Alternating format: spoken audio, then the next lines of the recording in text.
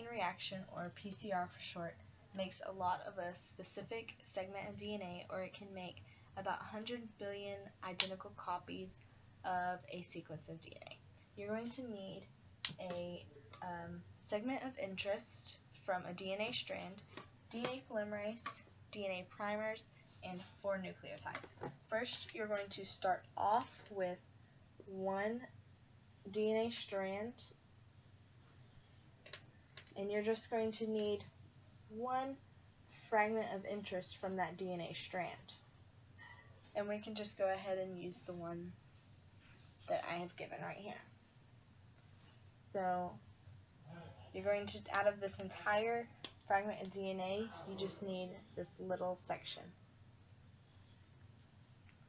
So it's going to be A, T, G, C, T, G, G, T, A, C, C, and T, A, C, G, A, C, C, A, T, G, G.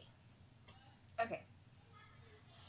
First, DNA is going to, first the primers are then going to be copied to the specific segment that you want to be copied. So you can attach a primer here, and then another primer complementary to that, to primer 1. Yeah, I got you a surprise. The fragment of interest is denatured at 95 degrees Celsius,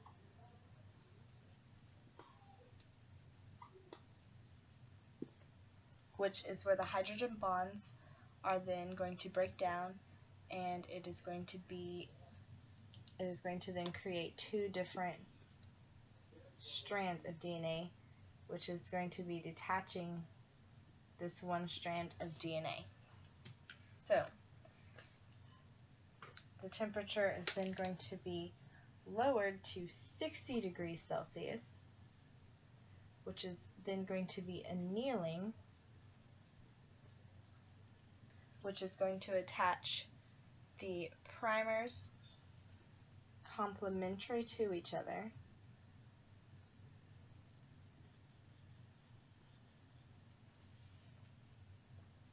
like that, at 60 degrees Celsius. And then after they are annealed, the temperature is going to then be raised to 72 degrees Celsius to be extended.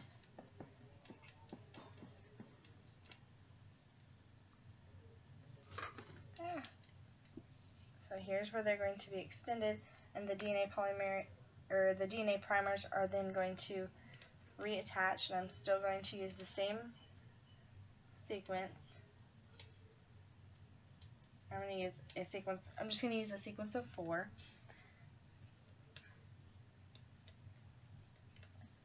Although they are going to be extended. And after they have been extended, it is going to then again raise to 95 degrees Celsius, and it is just going to repeat. And you can repeat as many cycles as you would like, and since we have 2 strands of DNA, if you repeat the cycle 30 times, you are then going to have 2 to the 30th, which would be 1,073,741,824 copies of this specific DNA sequence.